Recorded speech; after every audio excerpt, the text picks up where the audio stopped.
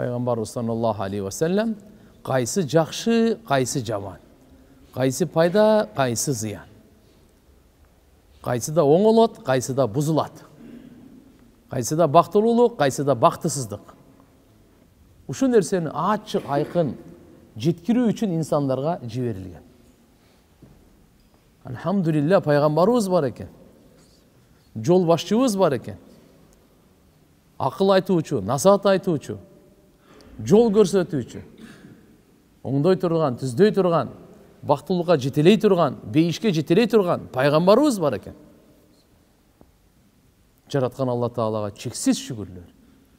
Алла Таала пайгамбарыбызды жиберип, момундарга эбегейсиз жакшылыгын төккөн. Лакад манналлах алал муъминин ид баата фихим расулан мин анфусихим.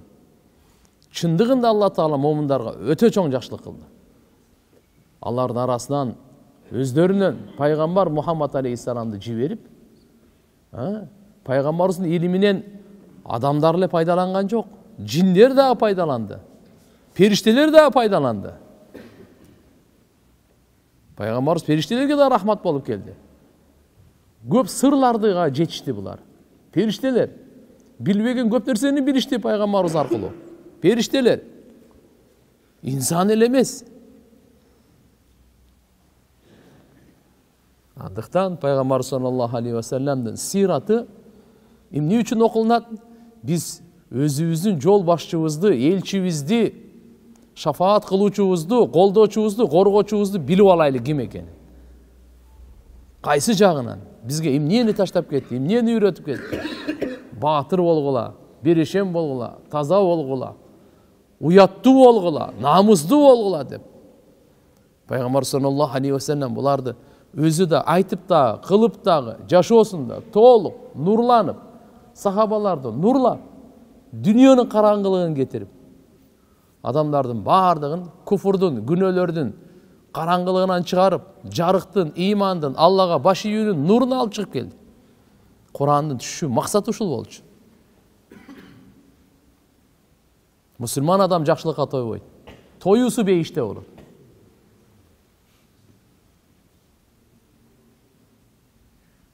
Ошондой эле ач көз адам да бул дүйнөдө тойбойт. Тоюусу дозокто болот. Мусулман жакшылыкка тойбойт.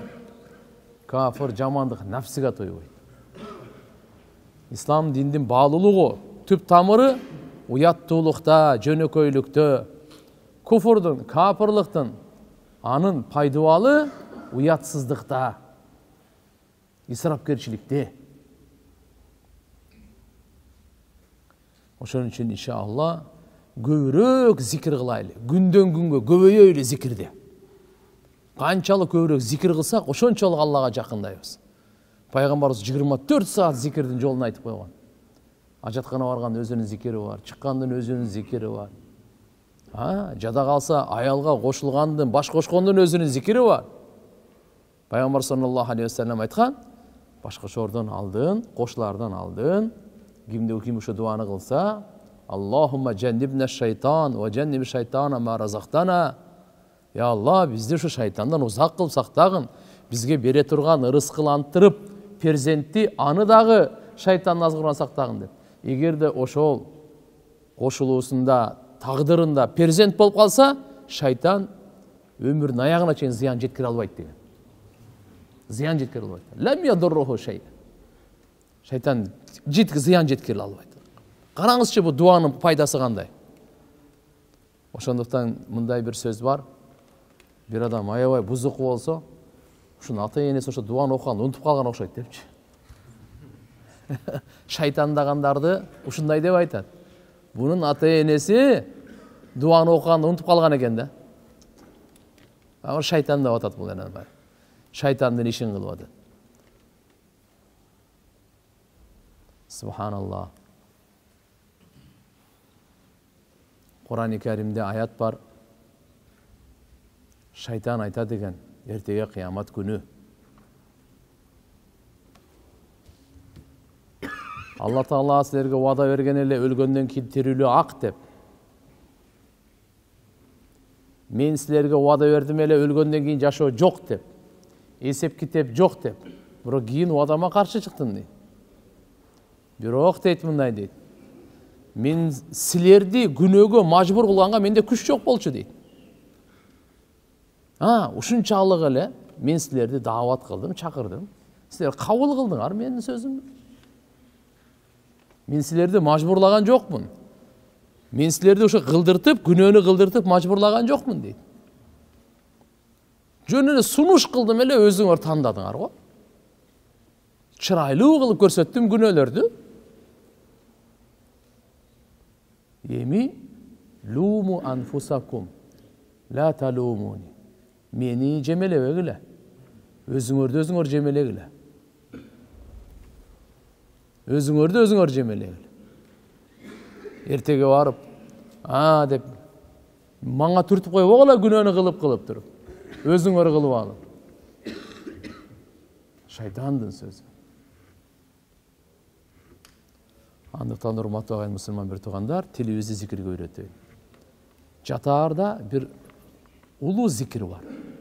Караңыздар, Аллах Кур'анда айтат: "Юсаббиху лиллахи ма фис самавати ва ма фил ард."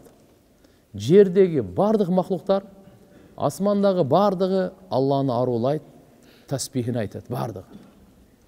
Бирок биз билбейбиз жылдыздын тасбиси кандай, күндүкү кандай, айдыкы кандай, асмандыкы кандай, түндүкү кандай, күндүздүкү кандай, дарактардыкы кандай, тоолордуку, океандардыкы, жаныбарлардын түрлөрү, балыктардын түрлөрү, канаттуу, кыбыраган, кумурскалардын бардыгы.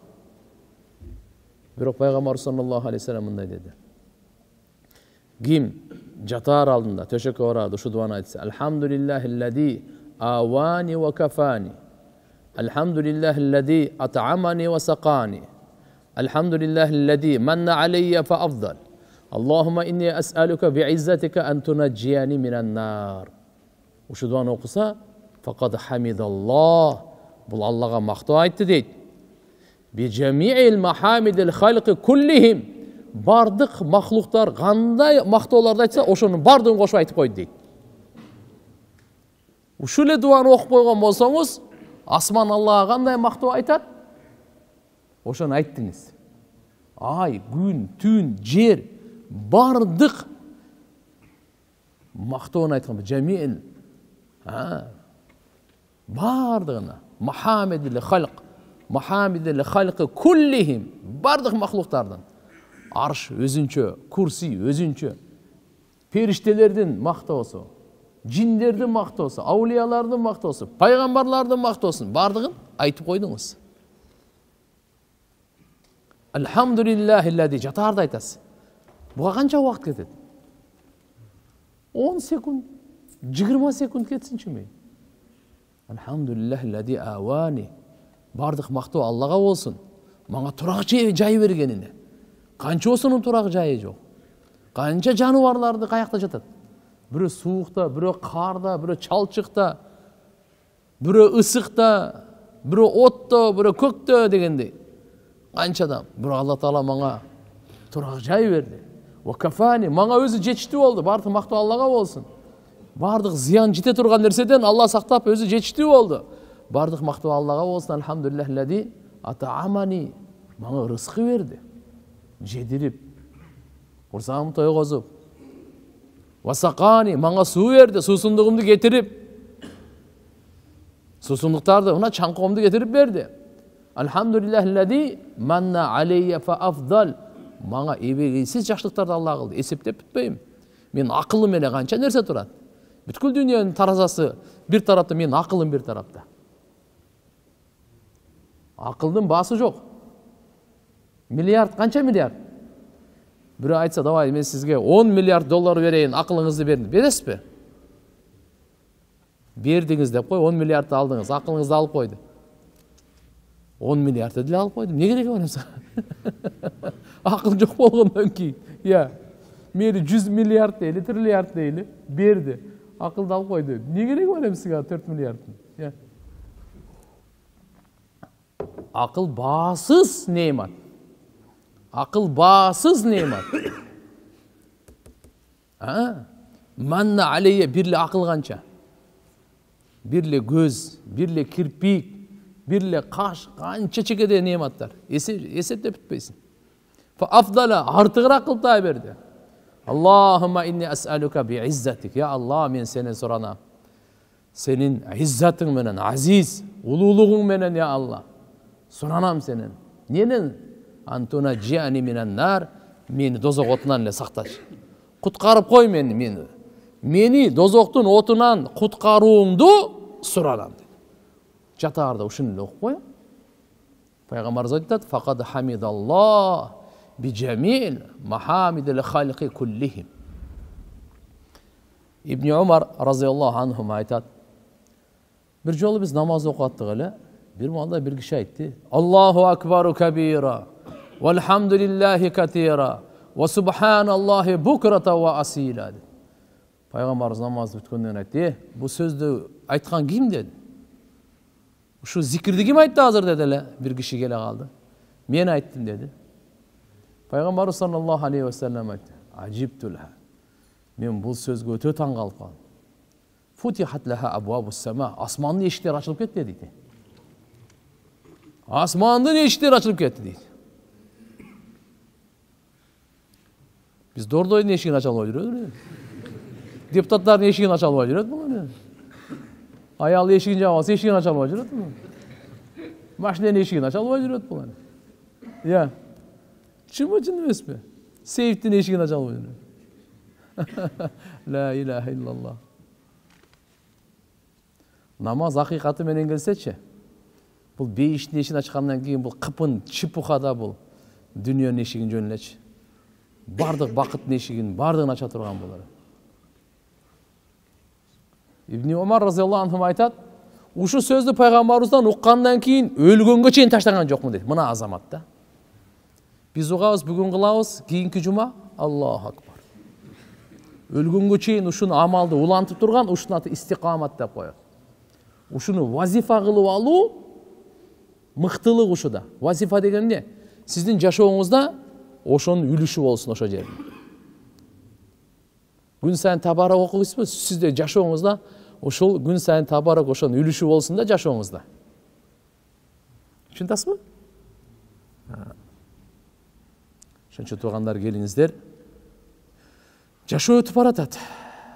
Жашоо өтүп баратат. Бирөөгө жамандык кылбай жашайлы. Өзүбүзгө эле кайтат экен.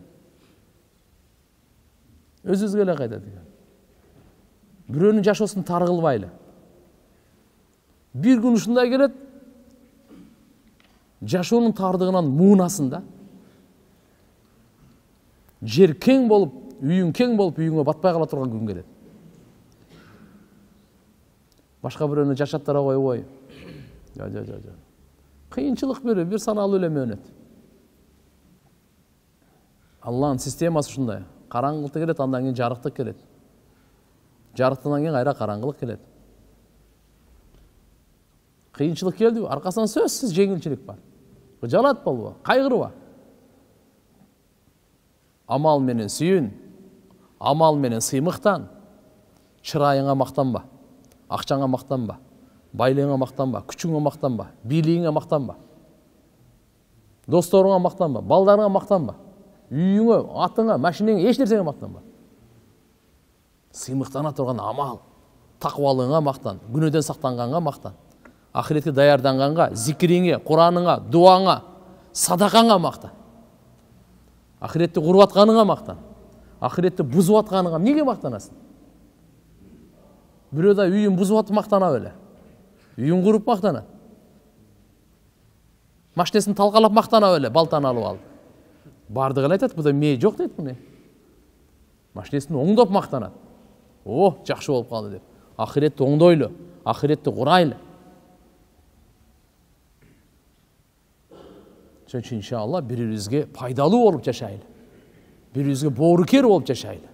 Birbirimize rahimli olup yaşayalım. Peygamberimiz birbirimize rahimli olup yaşaganın yolunu alıp kelgen. Bugünkü sabahlar şu menen buyursa. Hareket kılabız inşallah. Peygamberimiz sallallahu aleyhi ve sellem'den meyrimdүүлүгү. Peygamberimiz Muhammed aleyhisselam'dan rahimdүүлүгү. кандай ырайымдуу эле, кандай мээримдүү эле, алып келген шарияты кандай ырайымдуу, алып келген дини кандай ырайымдуу, пайгамбарыбыздын тарбиясын алган сахабалар кандай ырайымдуу болушту. Андан кийин бүгүнкү күнгө чейин пайгамбарыбыздын динин үйрөнүп, ошо менен жашагандар кандай ырайымдуу болушту. Мисалын аягы жок да. Пайгамбар саллаллаху алейхи ва саллям Ибрахим баласы жаш кезинде өткөндө пайгамбар саллаллаху алейхи ва саллям баласы менен коштошуудагы көз жашы. Ан Анас радıyallahu anhu anna Rasulullah sallallahu aleyhi ve sellem dakhala ala ibnihi İbrahim radıyallahu anhu. Anas radıyallahu anhu'dan rivayet Peygamber sallallahu aleyhi ve sellem İbrahim balasına kirgende ve huve yecudu bi nafsi. Ölüm töşөгүндө дем кысылып, найымдамда чыгып аталы болду го. Ошондой болгон. Фажалат айна Rasulullah sallallahu aleyhi ve sellem tadrifan. Пайгамбарыбыздын эки көзүнөн жаш атырып эле чыкты. Faqala lahu Abdurrahman ibn Auf деген улуу сахабалар. Abdurrahman ibn Auf айтты. Wa anta ya Rasulullah? Эми тагдырга ишенип коюңуз болду, бүттү Алла берди, Алла алды. Ыйлабай эле койбойсузбу деген мааниде кетирди. Сиз да ыйлайсызбы деп. Пайгамбарыбыздын көзүнөн жаш чыгып атса. Эмне бөбөк наристе келди, кетти да дегендей. Faqala пайгамбарыбыз айтты. Ey ibn Auf. Innaha rahma. Бұл көз жаш бар ғой, бұл Алланың рахматы екен да. Алланың райымы екен бұл, Сум атбаха би ухра. Да көзінен жаш ақты. Фақала айтты. Иннал ай тадма вал қалб яхзан.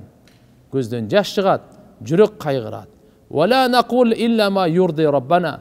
Біз робуыз, бізден робуызды разы қыла тұрған сөзді ғана айтабыз болды. Allah'ını жаратканды, разы кыла турган сөздү гана айтабыз. Алланын тагдырына каршы сөз айтпайбыз. Эмнеге алдың, жаш эле туруп, ана жүгүрүп жүрөт го. Жок. Бул Алланын тагдыры, Алла кандай четсе, кайсыда разы болсо, сабыр дагы. Жакшылыкты үмүт кылабыз ушундай кылып. Ва инна ли фиракик я Ибрахим ла махзунун. Ey İbrahim dedi balasına aytты. Sen менен ажырашуу, sen менен коштошуубуз. Да биз кайгырып атабыз dedi. Buxaride.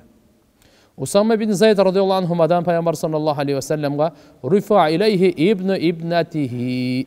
Kızının balası ötüp gitti. Ve huve fil mevt.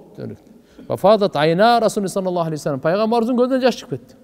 Fakara lahu saat etti. Ma hada ya Resulallah? Bu ne? O Allah'ın elçisi. Peygamberimiz ne dedi? Hadihi rahma cealaha Allahu Teala fi kulubi ibadi. Bu Allah'ın mehrimdiliği bendelerin yüreğine salgan. Ve innema yarhamullah min ibadihi ar-ruhama muttafaqun aleyh. Allah kimge rayımdılık kılat? Bendelerinden. Kim rayımdı olsa oşolorga gana rayımdı kılat. Rayımsızga Allah rayımsızlık kılat. Bilip koyunuz. Rayımsızlar var go görüp atabız. Allah Taala oşolorga da oşunday mamile kılıp koyat. Men la yarham la yurham. Kim rayımdılık kılbasa agada rayımdılık bolboyt. Taşbor bolboylu. Rayımdı boloylu. Жүрегіңіз жұмшақ болсын, көзіңізден жаш шықсын. Ташбор болбойлу. Пайғамбар саллаллаху алейхи ва саллям кейбір сахабалары қатты ауырып қалғанда барып илағаны. Сахихайн, Сахих Бухари, Сахих Муслимде келет. Ибн Умар разияллаху анхудан риваят. Пайғамбар саллаллаху алейхи ва саллям Саад ибн Убаданы зиярат қылды. Өзі менен биргеликте Абдурахман ибн Ауф, Саад ибн Аби Вақас, Абдулла ибн Масуд радияллаху анхум да бар эле. Фабака Расулуллах саллаллаху алейхи ва саллям фарама раал қавм букаа Расулуллах саллаллаху алейхи ва саллям бакау. Пайғамбар қатты ауырып аткан экен да. Аны көрүп пайғамбарыбыз ыйлай берди.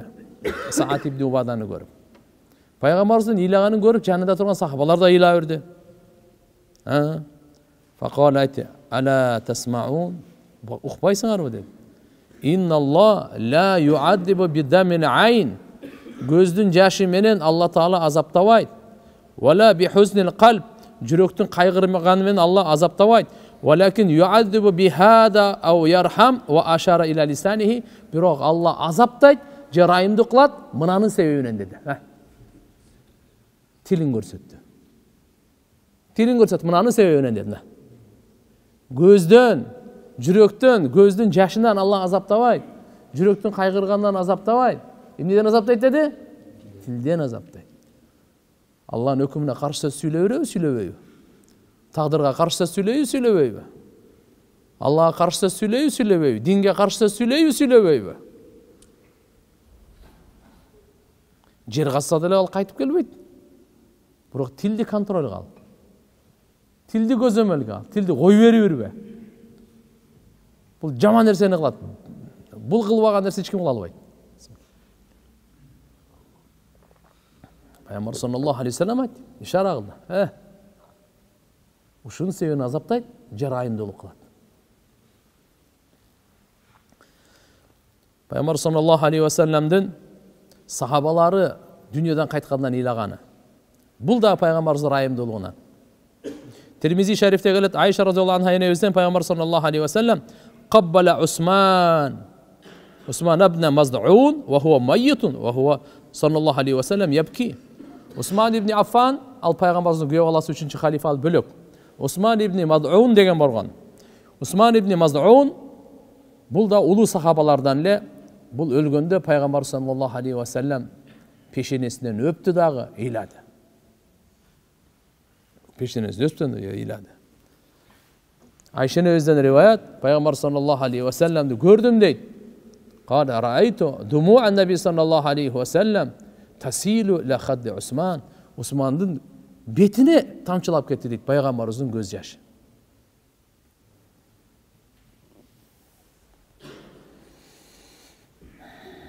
Ибн Джаузиден Китабул Вафада Айша энебизден риваят, Усман ибн Мазд'ун дүниядан өткөндө пайгамбар саллаллаху алейхи вассалам жүзүн мындай ачты. Эки пешене, эки көзүнүн ортосуна пешенеден өптү. Узакка чейин ыйлады. Табутка көтөрүлдү. Пайгамбарыбыз айтты: "Туба лака я Усман. Усман, сага бакыт болсун, ийгилик болсун. Дүние сени кийген жок, сен дүниені кийген жоксуң" деди. Дүниеде канчалык Алла рызкы берген болсо, ошо каниет кылып эле жашадың. Дүниенин кулу болгон жоксуң дейт. Дүниені кийген жоксуң, дүние сени баскан жок дейт. Лам талбасака дуния ва лам талбас хада.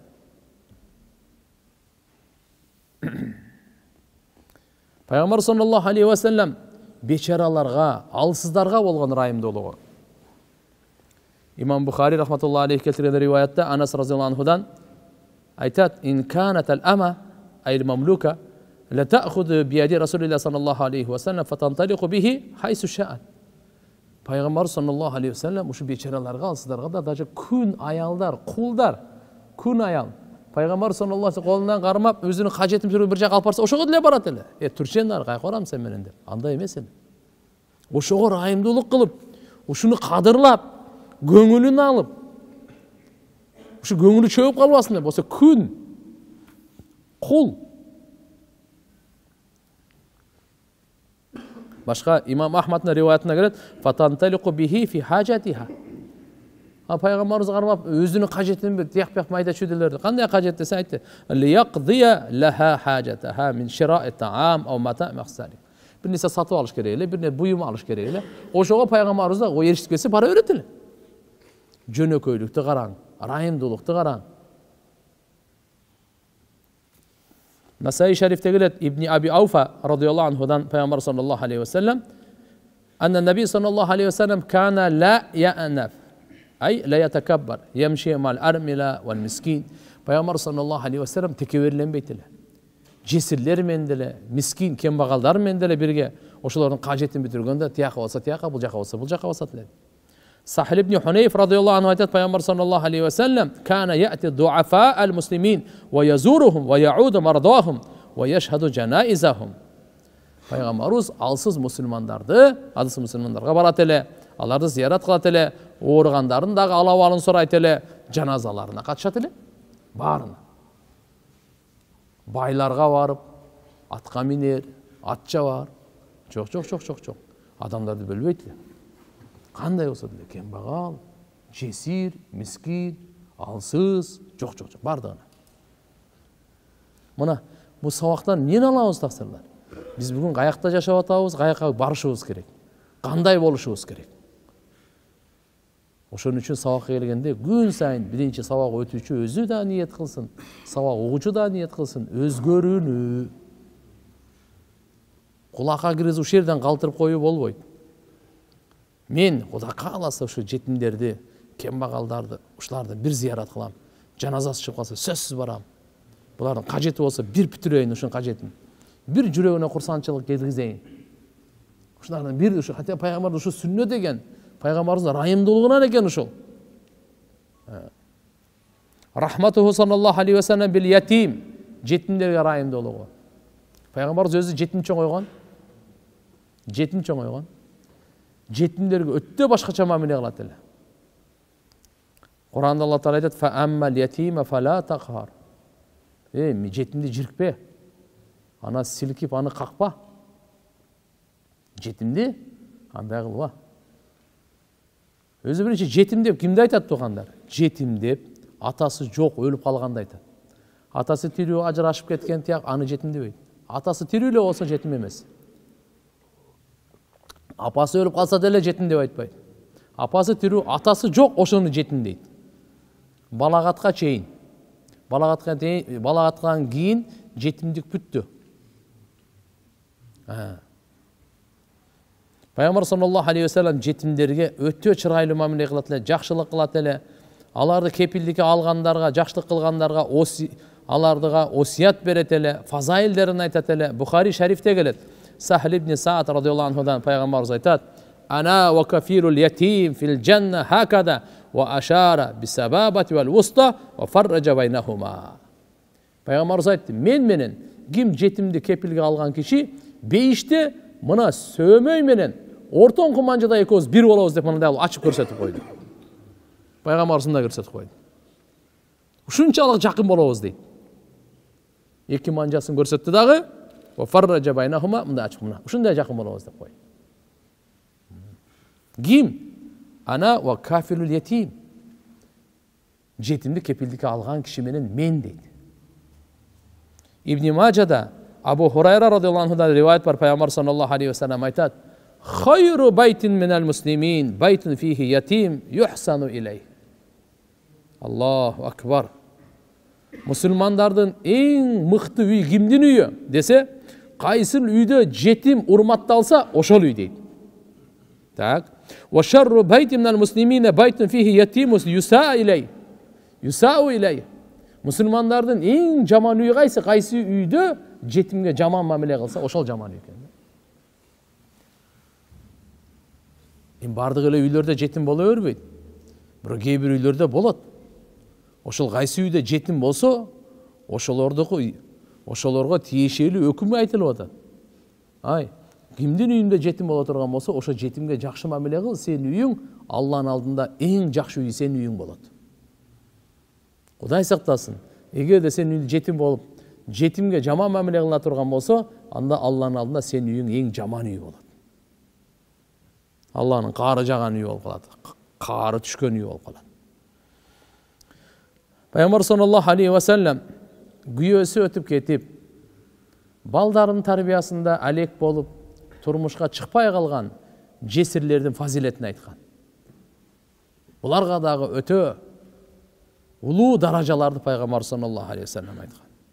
Абу Даудта келет, Ауф ибн Малик Ашжаи радиаллаху анхудан пайгамбар саллаллаху алейхи ва саллям айтат: "Ана ва имраатун сафаа ал-хаддайн кахатайни яумал қияма ал-вуста вас-сабаба. Имраатун амат мин заужиха дату мансабин ва джамалин хабасат нафсаха аля ятамаха хатта бану ау мату." Балдардын түйшүгү деп өзүн жуунуп караганга, зыйнаттаганга, кооздонгонго дагы убакыт таппаган энелер күйөөсү өтүп кеткен. Ушу балдарын эми ушу кантип багам, чоңойтом деп өңү башы кичине карая түшкөн. Эки бети карая түшкөн. Ушуну айтып коет, сафа аля хаддайн дейт. Ушу менен мен, пайгамбарыбыз хадисте айтып атат, эртеге бейиште сөмөй менен манжасын көрсөтүп атат. Ушунчалык жакын бирге болобуз дейт. Караңыз. Бул жерде урматтуу энелер дагы, эже карындаштар дагы мына кээде балалуу болуп, күйөөсү өтүп кетип, мынандай дагы турмушта ар кандай болуп калат. Ошондо Кудай кааласа ошо балдарын жакшы тарбия берип, ушундайлар көп энелер биз билгенде эле. Ошого иншалла карап, өзүнүн намазын сактап, өзгөчө мына кийинки риваятында айтып атат, мансаптуу, жамал, кимге турмушка чыкса чыга берет эле. Бирок карап турушу балдардын тарбиясы калып кетпесин деген мындай көңүлдөн чыкпай карагандарга пайгамбарыбыздын улуу фазилети мына.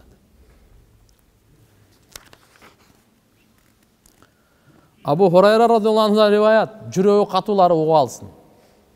Жүрөгү таштар угуп алсын.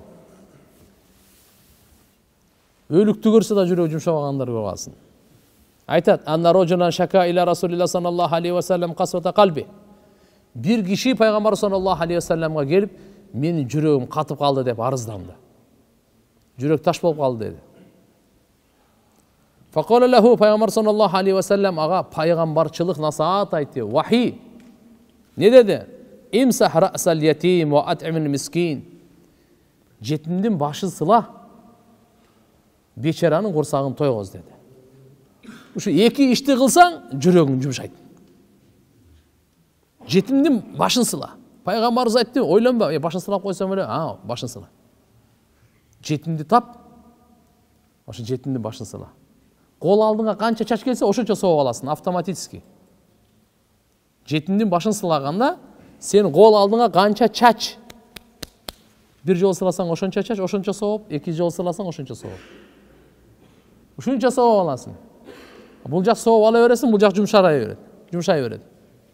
Эки ишти бир кылып коесуң. Ва ат'имул мискин. Пайгамбарыбыз экөө нерсени айтып атат. Кембагалга курсагын тойгоз. Не болот? Курсагын тойгоздун, бул курсант, бул сүйүнүп атат. Сизге разы болуп атат, сизге патасын берип атат. Сиздин жүрөгүңүз жумшарып атат.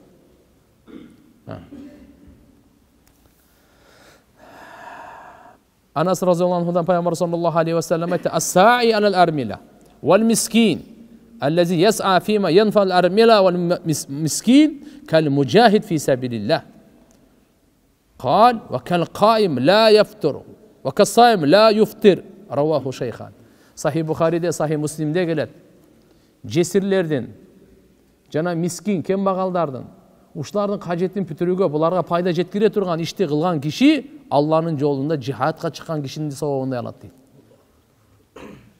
Бир риваятта мындай дептир: түндөсү чарчабаган, тажабаган намаз окугандан, күндүзү ораза тутканда оозун ачпагандай сообун алат дептир. Күндүзү дайыма ораза тутат, оозун ачпайт. Түндөсү дайыма намаз окуйт, чарчабайт, тажабайт. Ошончо айтып атат. Kan qaim la yaftur. La yaftur. Ve kasaim la yuftir. Mana. Mınандай kılat deydi. Kimge bul? Bu kim? As-sa'i alel armila vel miskin. Kimde kim? Oşol cesirlerge payda bere turgan işlerde hareket kılsa. Kanday kajeti bolup kaldı. Kanday kajeti köp da. Kichine mынан көтөрүшүп кой, буну айдашып кой, буну тигишип кой. Мына жетпей атат, мынан алып келиш керек, мынан алып барыш керек, мынан мык кагыш керек. Толуп тура жумуштардын бардыгы. Алланын ыраазычылыгы үчүн аракет кылып, мынандай сооптун баарын аласың.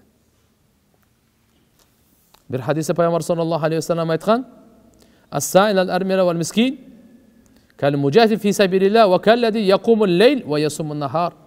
Алланын жолунда жихад кылган кишинин соогундай алат. Же болсо мындай деп айткан: "Түнү туруп, күндүзү ораза туткан" дейт. Пайгамбар саллаллаху алейхи ва саллям бардык адамзатка ушундай мээримдүү эле да. Өзгөчө алсыздарды намазда дагы, тамакта дагы, көңүлүн көтөрүүдө ушунча убакыт берген. Эми айвандарга болгон ырайымдуулугу боюнча. Айвандарга. Пайгамбар саллаллаху алейхи ва саллям айвандарга ырайымдуулукка осият кылат эле. Жана аларды ачка калтырбагыла, көп кыйнабагыла, чарчатпагыла, көп жүк көтөртпөгүлө, алардыга азаптабагыла деген буйруктарды. Абу Дауд шарифте келет. Сахл ибн Ханзалия разıyallahu anhu'dan риваят. Пайгамбар саллаллаху алейхи ва саллям бир төөнүн жанынан өтүптүр да. Марра Расулуллах саллаллаху алейхи ва саллям би баир кад лахиqa дахруху би батнихи. Бели ичине тийип калыптыр, жармашып калыптыр дейт да. Өтө арык, төө. Өтө арык ачкалыктан. Пайгамбарыбыз айтты: "Иттакулла фи хадихил бахаим." Мына айвандар тууралуу Алладан коркула, ей. Фаркабуха салихатан ва кулуха салихатан. Минсеңер дагы жакшы багып карап мингиле. Жесеңер дагы жакшы карап мингиле. Буну минбейбиз эми мясокомбинат. Жок. Жей турган болсоңор да айванга чөп бер, суу бер. Андай эмес ал, болбойт ал. Имам Ахмад, имам Абу Дауд, экотен Абдулла ибн Джафар радиаллаху анхудан риваят. Бул айтат Абдулла ибн Джафар радиаллаху анхума. Ардафани Расулуллах саллаллаху алейхи ва саллям халфаху дата яумин. Bir günü Peygamberimiz arkasına uçkaştırıp alıp beni alıp bardı ele deydi. Fadakhala haitan, bir bakka girdi. Lirojili minel ansar, ansarlık, Medine'de yaşayan ansarlıktan bir kişinin bağı iken. Fa idha fihi cemal, bir tüy var iken, bakka girsek tüy var iken. Felemma ra'an nabiyye sallallahu aleyhi ve sellem hannel cemal ve darafat aynahu. Peygamberimizdi görgönde ele tüyüm ne kıladı? Uydu bu, biz möret deyiz, attı kişenet deyiz, koydu olsa mağrayt deyiz. Tüy bizde çok bolğandaktan bilbeytken ne deydi yani? Ne deydi tüy, ne olur? Kıskası ün çıkardı da, özünün ünü de. Özünü yordu ya, doğru mu? Kıskası ünü çıkarıp Peygamberimizge ila verdi. Tüy ila verdi.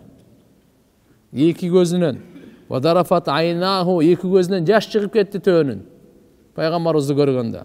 Fa'atahu Rasulullah sallallahu aleyhi ve sellem famasaha zifrahu. Peygamberimiz geldi dağı tüyünün. Buna iki kulağı var go. Şu iki kulağın artından sıladı. Uspakayet etip.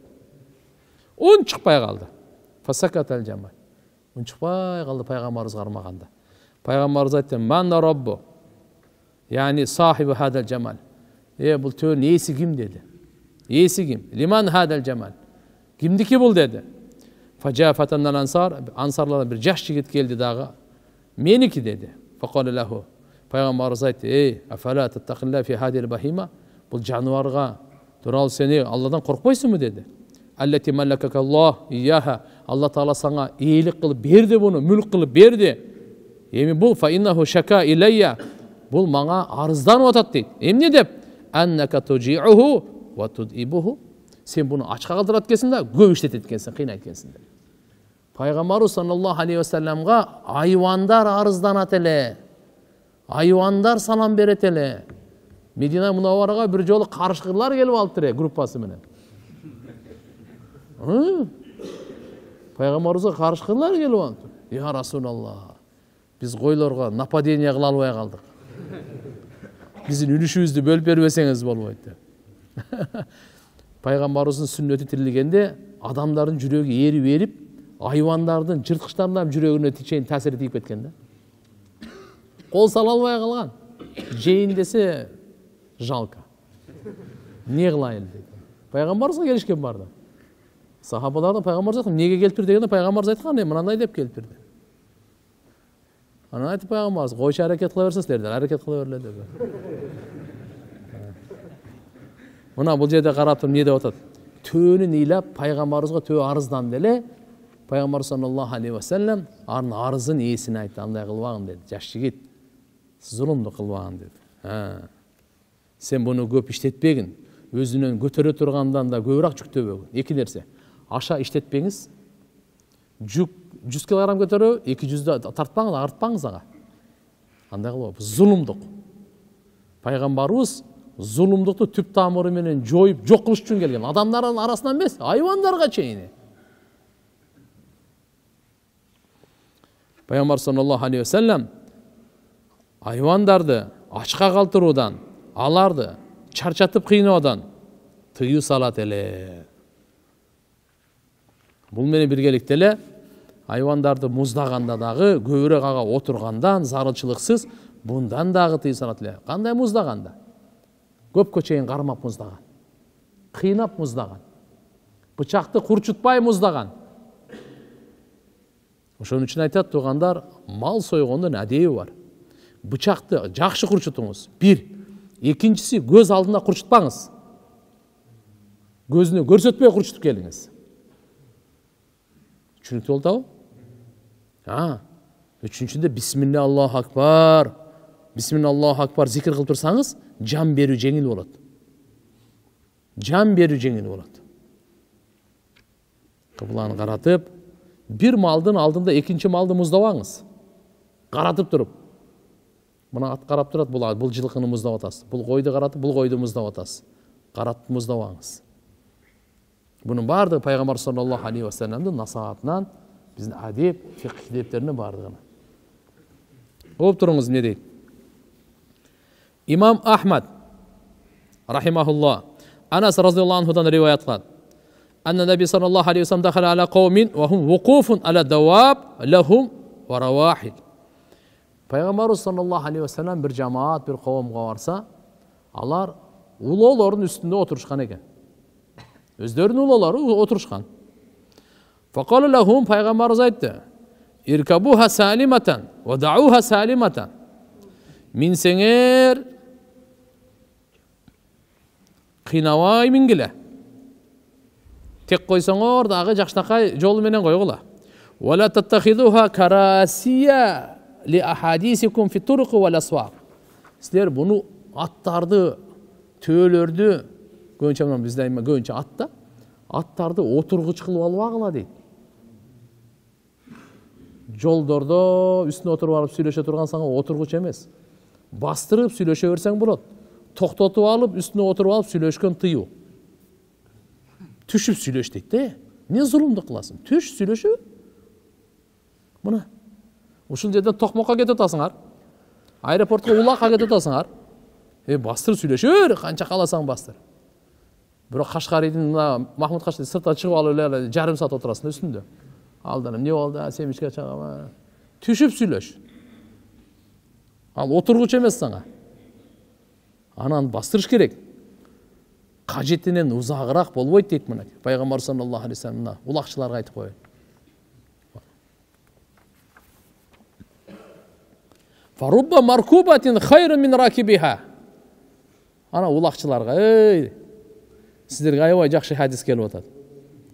Кээде минилген уло минүүчүдөн жакшыраак болот дейт. Wa aksaru zikran lillahi minhu. Allah'ını көбүрөөк зикир кылгандыктан. Аты көбүрөөк зикир кылат, мына турат, мен сорунга таштайм, мен дагы немеге таштайм. Зикири жок. Ошончо пайгамбарыбыз айтты: "Рубба маркубатин хайрун мин ракибиха." Кээде ошол улоо өзү ат болсун, чабандеске караганда өзүнүн мингенине караганда жакшыраак. Wa aktharu zikran lillahi minhu. Ага караганда көбүрөөк зикир кылат dedi. Ошон үчүн биз акылдуу болуп, биз көбүрөөк зикир кылышыбыз керек эле Алланы. Пайгамбар саллаллаху алейхи ва саллям тыюу салган.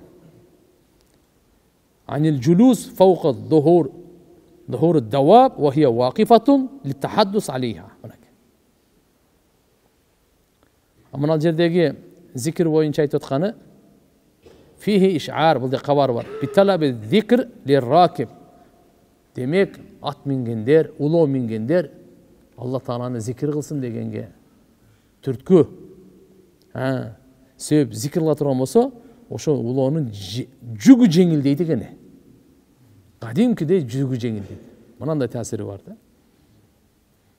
Абдурахман ибн Амр радıyallahu anhu Peygamber sallallahu aleyhi ve sellem rivayetinde Peygamber zaten inna Allaha yusikum bi hadihil bahaimil ujm marratayn aw thalathan fa idha sirtum aleyha fa anziluha manazilaha. Allah Taala sizlerge osiyat beret. Mına ушул сүйлөй албаган жаныбарларга тууралуу 2 жол айт, 3 жол айт. Качан минсеңер, карасаңар, сапар кылсаңар, мейли аны да сыйлагыла. Сизди ушул жерден Токмокко чейин, көлгө чейин көтөрүп алып барды. Мурунку убагында мына эми машиналар жок эле. Баарын эшек менен, ат менен жайлоо болсун, өндөн талага, тияктан бул жака, кыштоолордо баардыгын. Ушунча ишиңизди кылып берип аткандан кийин анда сыйлап коюң да. Аны кандай сыйлайсыз? Чарчаса дем алтырыңыз, суусаса суу бериңиз, жем чөп бериңиз, караңыз да. Буларды не деп коет? Өжүм деп коет. Өжүм дегени сүйлөй албайт да. Мени кыйнадың, мен чарчадым. мен өпкөм кичине ооруп атат, сол бутум ооруп атат, айта албайт экенде. Мен бөйрөгүм ооруп атат, табарсыгым ооруп атат, айта албайт экен да жаныбар. А сен кыйнап эле карап эле айта албасаң эме, сүйлөй албасаң ушунду кыйнай бересиңби? Мен чарчадым десе айта албайт экен да. Тияка чабат, жүрөк өпкөсүн жарганга чейин чабат. Аны сазга келген алса пешенесине чабат. Я, болбойт. Дайыма айтып жүрөбүз, бирок мен өз сабакта да айтайын. Пайгамбар саллаллаху алейхи ва саллям айткан, дүйнөдө мага жактырылган, сүйкүмдүү болгон 3 нерсе дейт. Атыр, ат, аял. 3 А экен да. Я.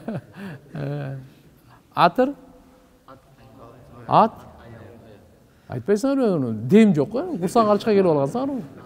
Я, атыр себенип жүрөлү, бул сүннөт. Атыр канча сомго алсаң исраф болбойт. Кийимди кымбат алсаң исраф болот. Түшүндүңбү? Атыр канча кымбат болсо исраф жок ушуда. Кыямат күнү сурак жок да. Атырларды ала бериң, $500 башкаларына. Башкаларына сурак бар. Атырга сурак жок. Атыр кайтарылбай турган белек. Сүт кайтарылбайт, атыр кайтарылбайт. Пайгамбар саллаллаху алейхи ва саллям атыр себинбесе деле жыттанып жүрчү. Өткөнкү сабактардан өттүк го. Ошондо дагы пайгамбар атырга аябай көңүл бурат эле. Аял заты алхамдулилла. Баарыбыздын энебиз, баарыбыздын жубайыбыз, биздин жарымыбыз, иманыбыз. Ат болсо, машалла, бул керемет биздин динибиз, биздин маданиятыбыз, биздин спорттук оюнубуз, биздин уруп адатыбыз. Пайгамбарыбыз өзү чабандес болгон. Атка кыйын отурган. Ат жарыштырат эле. Ат чаптыртат эле. Тапталгандарга өзүнчө расстояние, тапталбагандарга өзүнчө расстояние. Пайгамбар ат чапкан. Батыр да. Пайгамбарыбыз батыр эле. Пайгамбар саллаллаху алейхи ва саллям Кур'ан-ы Каримде атка гана Алла Таала ант ичкен. Жылкыга. Бир да башка жаныбарга ант ичкен эмес да. Ант ичкен жаныбар ат гана. Так что кыргыздар биз сыймыктана беришибиз керек. Кыргыз аттын үстүнө төрөлгөн, аттын үстүндө өлөт деген сөз бар. Аттын үстүнө төрөлгөн го мындай ата бабадан, баладардан келген мурас. Бирок аттын үстүндө өлөт дегени ушуну эме кылып коюш керек да. Чындап коюш керек. Бул дегени газат деген сөз. Чоң газаттар о тамаша болуп бир жомок эмес бул. Булар акыйкат болгон. Аттын үстүндө газат болгон. Баары ошого кайтат баары бир. Ошон үчүн ар бир мусулмандын үйүндө мүмкүн болсо ат болуш керек. Өзгөчө кыргыздын үйүндө. Каякта болсо да. Пайгамбарыбыз айтат, Алла Таала айтат: "Вал адияти дубха, фал мурияти qadha, фал мугирати субха, фа атарна бихи нaq'a." Адият деген сүрө түшкөн ат бойын. Вал адияти дубха, деминип жүгүргөн аттарга ант. Ант, Алла Таала ант ичет. Фал мурияти qadha дейт. Туяктары ташка тийген искра чыгарганан. Бир дагы жаныбар искра чыгар. А жолбор, силбир, снежный барса отпайсыңбы? Искра чыгара алабы ушулар? Чыгара албайт бир да жаныбарын. Пилсилин деле чыгара албайт. Эч ким чыгара албайт аттан башка. Искраны ат чыгарат. Еще как. Фальмурияти qadha, фальмугирати субха. Таң эртең чабуу салган. Фавасатат набихи жамаа. Топту жарган ат болот экен да. Неде карап тур? 1000 адам турат. 1000 адам турат. 20 атты кой бергин. Не кылат экен антигени? Турабы? Фавасатна бихи жамаа. Чаң чыгарат булар. Фаатарна бихи нaq'a. Чаң чыгарат. Бул ат чаң чыгарганда чара албайт башка. Алла субханаху ва таала ант ичкен, пайгамбарыбыз айткан: "Ал-хайл" деген маъқудун фи наваси ал-хайр иля яумил қияма. Аттын пешенесине кыямат күнгө чейин Алла жакшылыкты басып койгон дейт. Кыямат күнгө чейин деген сөз бар. Ракетанын заманы болобу, 5G-тин заманы кызыктырбайт. Аттын пешенесинде кыямат күнгө чейин айфондордун заманы деген. Яна айфонго жакшылык береке деле жок. Азыр бүгүнкү күнү бузулган көп кандан. Туурабы? Же чын-чынына келгенде. Пайгамбарыбыз айтты: "Ал-хайл мақудун фи навасихал хайр иля яумил қияма. Аттың пешесіне хайр деп қояды. Емне? Бақыт, ырысқы, жеңіш, әвир, шипа, денсаулық. Ох. Емнені ғана басқан. Ошон үчүн айтабыз, аттың пешенесіне чаппа. Өзүңдүн бактыңа балта чаппа. Башка чаба турган жери бар ғой. Балаңы башка чарага чаба берсең оңолбойт я бул, жинде эле болот. Жиндилиги күчөйөт, оңолуусу күчөйбөйт. Атка сарптаган бар го. Жемчүү алып бересиз го. Ал садака бергенге колун ачып туруп кайра жумбай койгондой соо болот деген. Пайгамбар саллаллаху алейхи ва саллям. Газаттарга чыкканда аттын үлүшү кишинин үлүшүнөн 1, же болбосо 2 эсе көп болчу кеде. Кеде 2 эсе көп болот эле аттын үлүшүнө. Сиз жөө бардыңызбы? Сизге 1 үлүш. Бул аты менен барган, аты 1 үлүш алат, өзү 1 үлүш алат. Кеде жөө бардыңызбы? 1 үлүш. Бул аты менен бардыбы? Бул 3 үлүш алат. Өзүнө 1, атына 2 эсе чоң, көп. Ат, Пайгамбар саллаллаху алейхи ва саллям айткан: Төөдөн зекет бериш керек. Ким зекет бербей койсо, эртеге төө келип кыямат күнү буну тебелеп, шерминдесин чыгарат экен. Уйдан зекет бериш керек. Кезеги менен келип булар сүзүп тебелейт экен, зекет бербеген кыямат күнү. Кой дагы ушундай. Зекет бериш керек. Берилбесе ушундай. Бардыгын сурап атат да. Төөдөн 5 болгондо, уйдан 30 болгондо, койдон болсо 40 болгондо. Атчы деди эле пайгамбарыбыз, аттын зекетин да бересиңер деп да айткан жок, тебелейт деп да айткан жок. Айтты: "Ал-хайлу саласатун." Ат 3-кө бөлүнөт деди. Ас-ситр, визр. Биринчиси ситр дегени бул парда экен. Визр дегени бул күнөө экен. Үчүнчүсү савап дайды. Савап, ажыр. Бул бирөөсү эгерде менменсигенге текеберленип, мактанып, кыйынсып, ушундай аты бар, бул күнөөдөн башка эчтеке жок. Бунун аты мынанча 1000 сом, мынандай. Бул текеберге бундайга күнөөдөн башка эчтеке жазылбайт. Эми ситр дегени парда деген сөз. Алгандай, ким атты баккан болсоңуз, атты багып атасыз сиз. Ушуну бирөө сурап келсе, берип турасыз. Азыр эми ат сурагандар аз эле болуп калды. Булак чапканга эле сурап алса, мурда ат иш кылчу эле да бардыгын. Тияка барып келейин, бул жака барып келейин, дарыядан өтөйүн, суук, ылай, чалчы, кар, борон, атыңы берип тур. Же атыңа отургузуп ал деп. Анча-мынча аттарына да отургузбайт, учкаштырбайт, билесиздерби? Ошо атка учкаштырып алсаң, же болсо сураганда берип турсаң, ошо ситр болот экен. Ситр деген бу дүйнөдө жакырчылыктан парда, ахиретте дозоктон парда дейт. Буну жөн сиз жемчөп берип атасыз. Ушу бирөө сураганда берип турган үчүн эле. Аттын кереметин караң. Үчүнчүсү ажыр. Ким Алланын жолуна деп бага турган болсо, эрте Кудай сактасын, душмандар ача турган ушу атты минип чыгам депчи, ар бир чөпкө, ар бир жемге, ар бир сууга сооп салат. Ошол аттын тезеги кыямат күнү таразага тартылат деген. Кээде суунун үстүнөн канал палажа дарыядан өтүп баратсаңыз, атты сугарып баш керек эле, азыр жем жетип жагандай өтүп баратат, же болбосо аябай терлеген, азыр сугарып баш керек деп, бирок болбой эле башын 2-3 жолу салып берет да. Сиз ошого ниет эле кылган жоксуз сугаргангач, ошого да сооп жазылат дейт. Ниет кылбасаңыз дагы. Атты тушап коесуз, узакка кетпесин депчи. Секрет го? Хозяиндин күнөөсү кечириле берет да, ар бир секирген сайын. Бу тамаша эмес, хадис бул силерге. Пайгамбар саллаллаху алейхи ва саллям хадисте айткан, ар бир кадамына секирген сайын күнөөсү кечириле берет. Мына туугандар. Пайгамбар саллаллаху алейхи ва саллям да бул эми канча деген, мейлем бүгүн совсем атты маселеси болуп кетти го. Неме кетер бияка келели. Демек булар Пайгамбарыбыз не деп атат? Инналлаха юсикум. Алла силерге осият айтат дейт.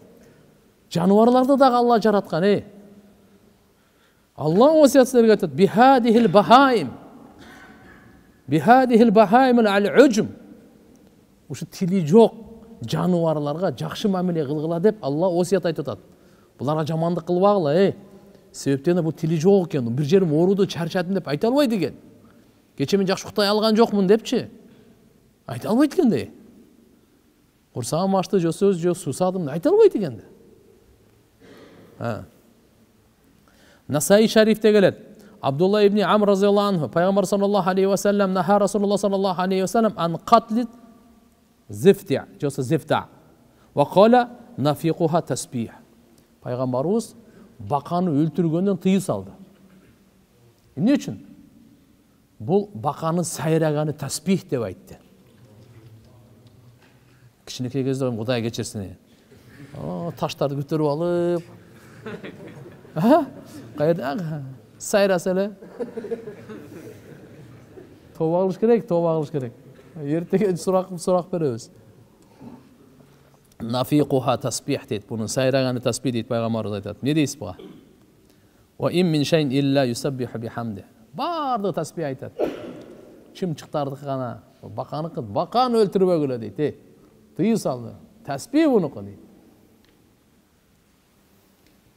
ابن عمر رضي الله عنهما دان روايات پیغمبر صلى الله عليه وسلم قد دخلت امرأة النار في هرة ربطتها فلم تطعمها ولم تدعها تأكل من خشاش الأرض رواه البخاري. İmam Bukhari'de mınday deydi. Tem qarap turыңыз. Bir ayal dozokқа kirген екен мышықтың себебінен. Ал мышықты байлап қойғандағы ештерсе берген емес. Бошотуп да койгон эмес, бир жерден бир нерсе жей турган болсо. Бошотуп да койгон эмес.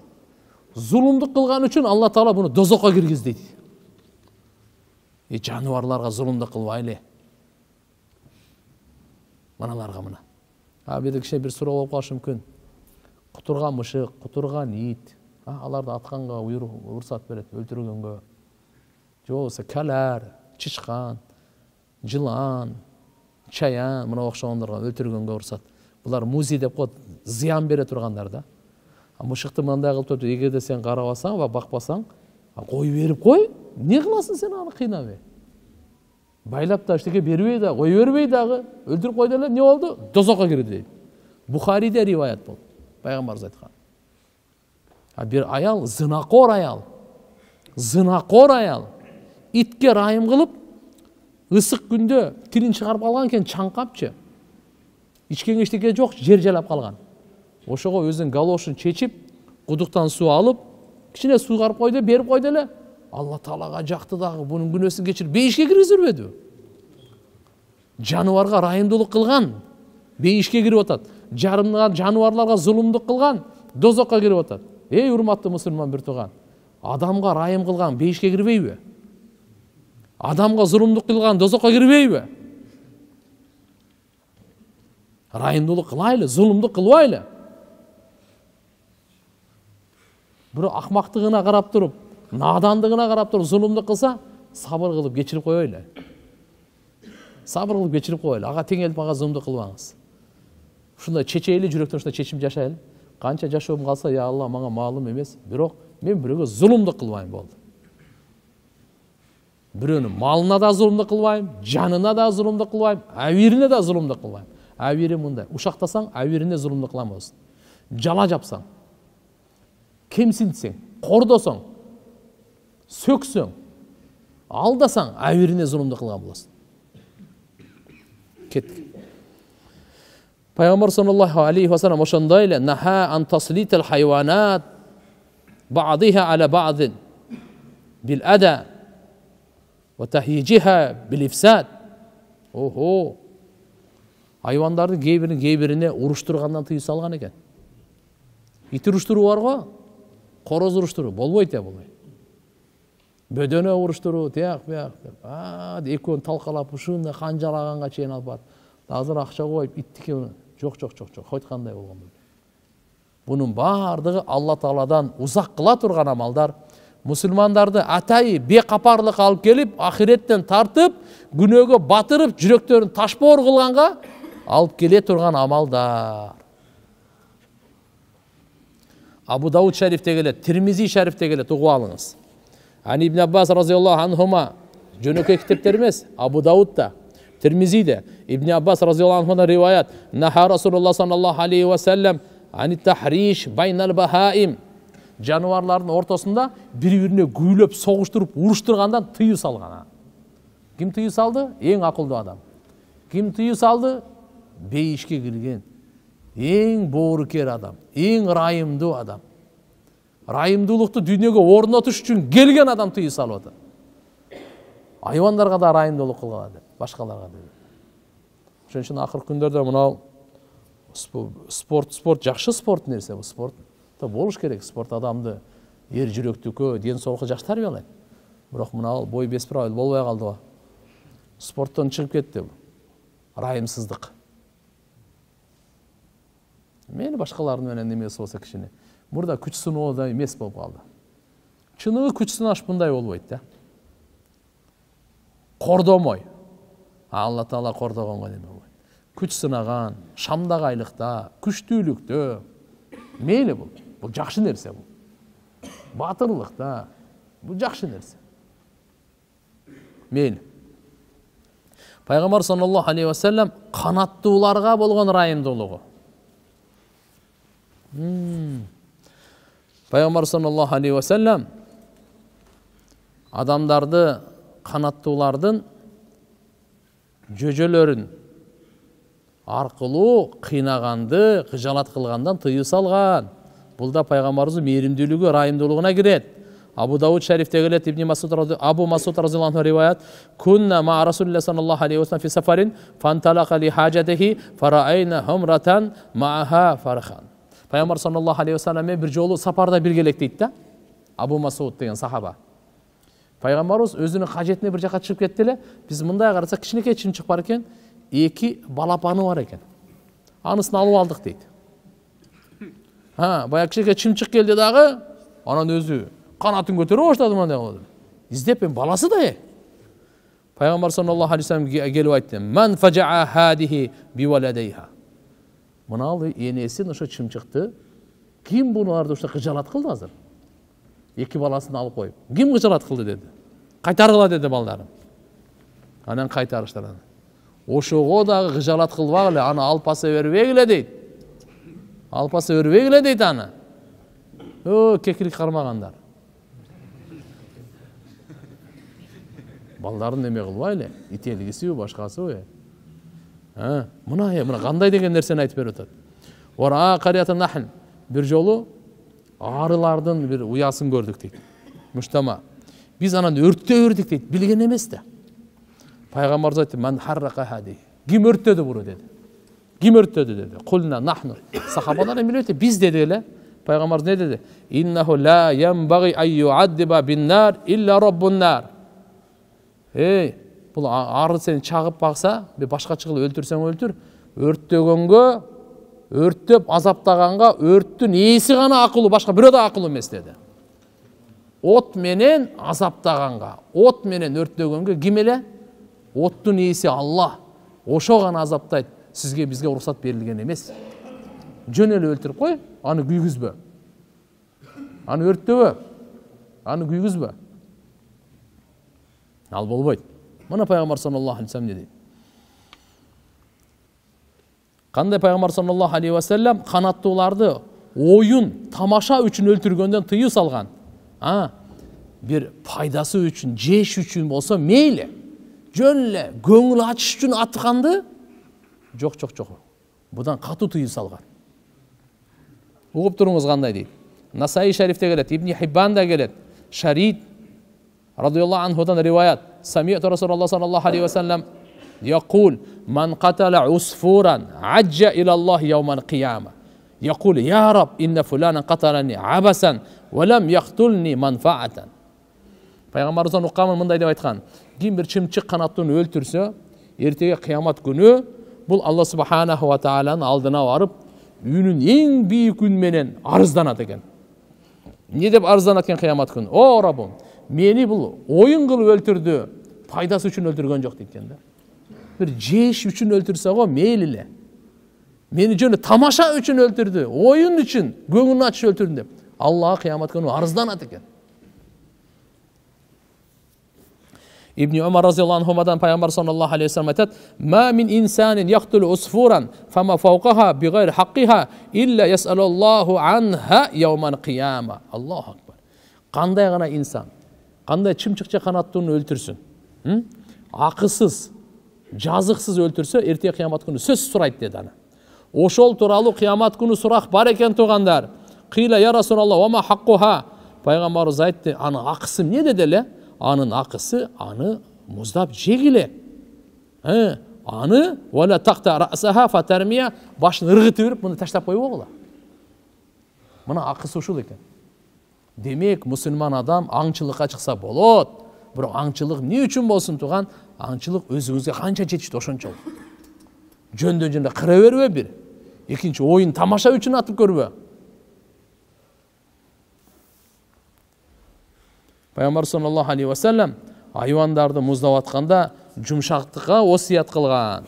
Табараниде келет Ибн Аббас разияллаху анхумадан: "Анна роджалан азжаа шаатан ва хуа яхидду шафратаху." Охо. Бир киши койду жыгып турдагы, жыгып байлап алып, ошол жерде бычакты курчтат экен да. Факала Расул саллаллаху алейхи ва саллям айтты: "Атуриду ан тумитаха маутатайн?" Сен буга эки өлүм бергенди каалап атасыңбы деди. Эки өлүм бергенде бир эле өлүм жетиштүү эми. Ал байлап алып бычакты курчткан бул өзүнчө бир өлүм өлтүрүү экен да бул. Аны муздаган өзүнчө өлтүрүү.